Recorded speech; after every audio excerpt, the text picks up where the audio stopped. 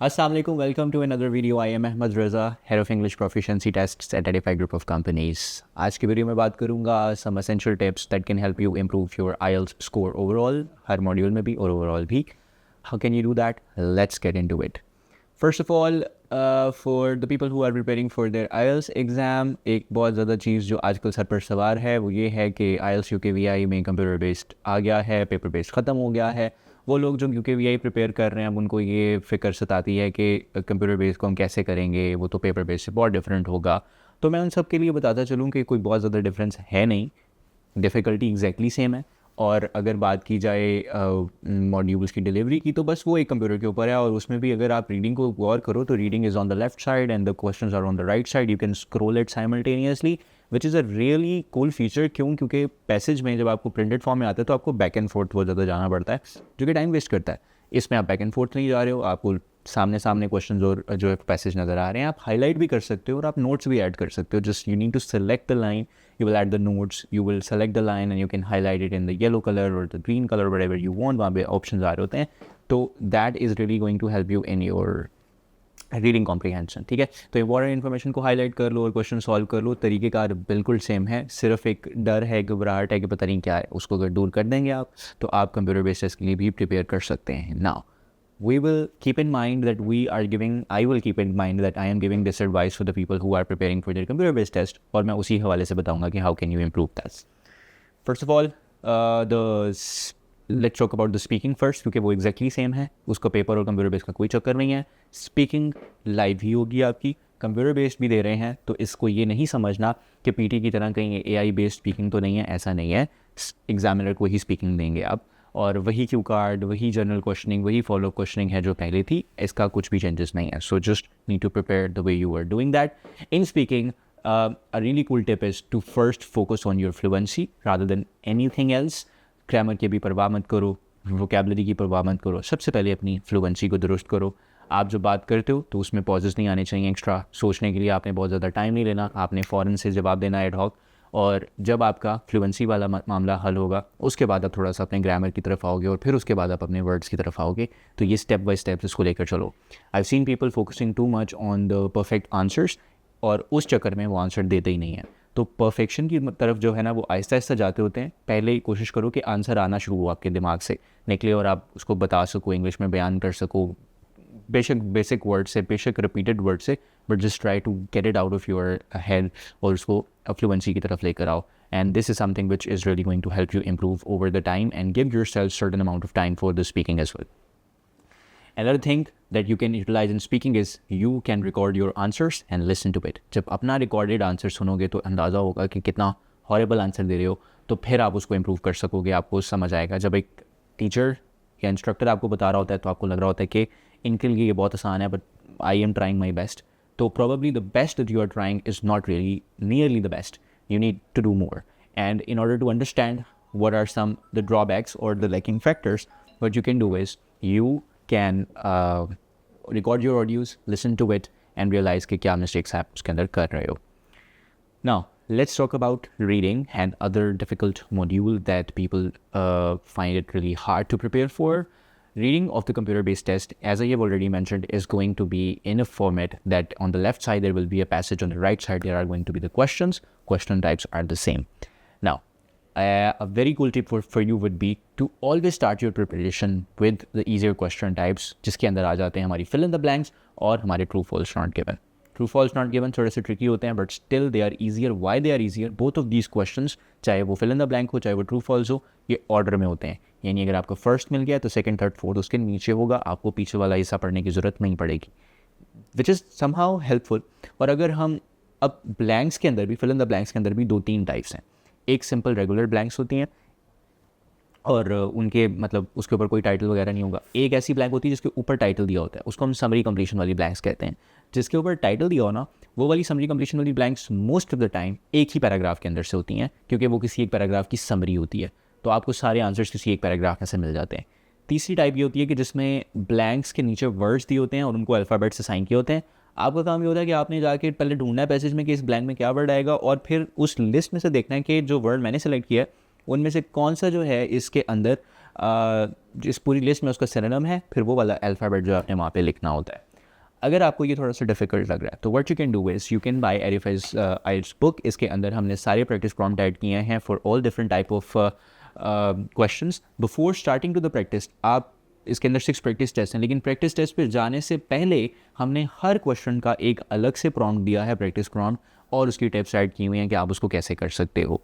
अब इससे होगा क्या कि you will have a better clarity कि इस क्वेश्चन को करने का ये तरीक़ेकार है, इस क्वेश्चन को करने का ये तरीक़ेकार है. तो एक ग्रेजुअल जो है ना, आपको स्टेप बाय स्टेप एक इंप्रूवमेंट आएगी. तो starting from your fill in the blanks and your true false not given would be a good choice. Then move towards your multiple choice question. Then move toward the difficult question type like matching features, matching information and the list of heading question type. तो इस तरह से जब अपने question type के हिसाब से थोड़ा सा रीडिंग को समझोगे तो it will become more easier और कम टाइम में आप ज़्यादा समझ सकते हो. दूसरी चीज़ ये है कि always after understanding all of this type go for a full length test in the time. एक वक्त, मतलब उसको 1 आवर के अंदर खुद को लिमिट करके एक कंप्लीट रीडिंग का टेस्ट ले लो. उससे ये आइडिया हो जाएगा कि कौन से क्वेश्चन आपको नेचुरली उसी टाइम के अंदर आसान लग रहे हैं, कौन से आपको मुश्किल लग रहे हैं, किस पे टाइम ज़्यादा लग रहा है. यही रियलाइज़ करना है और इसी चीज़ की प्रैक्टिस करनी है. तो ये आप अपने एंड पे भी काफ़ी हद तक इसको आइडेंटिफाई करके प्रिपेयर कर सकते हो. Now moving to the listening. Listening is something which is not that difficult when it comes to IELTS, क्योंकि वो अननेचुरल तरीके से स्लो बोल रहे होते हैं. सिर्फ उन लोगों को मुश्किल लगती है जिनका लिसनिंग से बहुत ज़्यादा एक्सपोजर कम है, जिन्होंने कभी इंग्लिश मूवीज़ नहीं देखी या वो इंग्लिश मूवीज़ को भी उर्दू या हिंदी डब में देखते हैं. उन लोगों के लिए प्रॉब्लम आ जाता है, जिन्होंने पॉडकास्ट नहीं सुनी कभी या जिन्होंने न्यूज़ नहीं सुनी. तो ये सारी टिप्स मैं पहले भी बारहा बता चुका हूँ कि ये काम करो तो तुम अपनी लिसनिंग इंप्रूव कर सकते हो. But let's say you don't have enough time for that. How can you do it? Of course you would start practicing with the Cambridge tests of the listening, और उसमें section 1 is always the easier one. उसके अंदर fill in the blanks होती हैं. First give yourself some time to grab that. First वाला portion जो है वो उसको अच्छे से कोशिश करो कि ठीक करो. हो सकता है जब आप पहली बार लिसनिंग करो तो फर्स्ट सेक्शन में आपके 10 में से 6 ठीक हों, 5 ठीक हों, 4 ठीक हों. कोशिश करो कि वो 10 में से 10 ठीक हों, क्योंकि the first portion has that potential कि जिसमें आपके सारे ठीक हो सकते हैं. वो लाइन वाइज आ रहे होते हैं, वो वर्ड अक्सर जो डिफिकल्ट वर्ड्स हैं उनके स्पेलिंग भी बता देता है फर्स्ट सेक्शन के अंदर. तो वो ब्लैंक्स जो हैं वो आपकी 10 में से 10 ठीक होनी चाहिए. 10 नंबर तो आपने यहीं से ले लेने हैं. सेकेंड में जब आपके MCQs आएंगे तो एक जो tip which I always give to my students is that in the listening MCQs they will always talk about all the 3 options given in the list.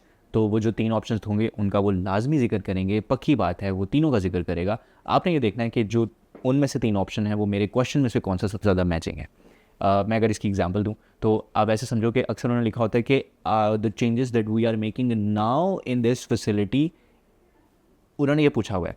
और 3 ऑप्शंस में से हो सकता है कि उसने बताया कि वो ये कहे कि हम फ्यूचर में ये चेंज करेंगे, पास्ट में हमने ये चेंज किया था, अब जो हम चेंज करने जा रहे हैं वो ये है. तो क्योंकि हम अब वाली चेंज को देख रहे हैं तो हम बाकी 2 ऑप्शंस को निगलेक्ट करके हम उस ऑप्शन की तरफ जाएंगे जो कि अब वाली चेंज का है. ये सिर्फ एक मैंने बड़ी वेग रैंडम एग्जांपल दिया. I hope you can relate to it if you probably you would.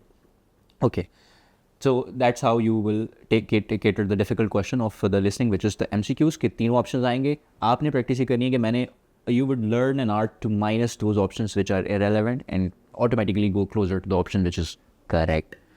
बाकी maps is not that difficult, उसमें इतना प्रॉब्लम नहीं आएगा आपको, क्योंकि उसमें अगर आपको स्टार्टिंग मिल जाए तो बाकी सारे जो हैं वो फॉलो थ्रू करते हैं, बड़े आराम से आप फॉलो अप कर सकते हो. मैप में ज़्यादा स्टूडेंट्स को कभी भी मुश्किल नहीं आती है, उनको MCQs में आती है या उनको जर्नली स्पीकिंग उसको अंडरस्टैंडिंग में आती है.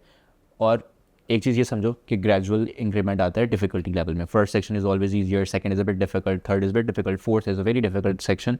तो when you are starting off just divided into section. First try to do the first section, फिर उसके बाद सेकंड सेक्शन के ऊपर आइसस MCQs के ऊपर अपने हाथ सेट करने की कोशिश करो, फिर उसके बाद मैच फीचर्स और मैप वाले क्वेश्चंस के ऊपर आओ, और फिर फोर्थ पोर्शन के आओ, और फिर give the complete full test. And that is something how you can divide your listening and improve that significantly. Now, the writing, one of my favorite parts of the test, because I think writing involves so many things and it's really important to improve that. So writing के अंदर I would always suggest you to go for your essay first. essay के अंदर 250 words हैं, argument करना है, 5 essay type हैं. सबसे पहली टाइप है इसकी, try to understand the question types in itself, कि है क्या, agree disagree क्या है, discussion essays क्या हैं, types of essays that you can find on there are so many numerous resources available online.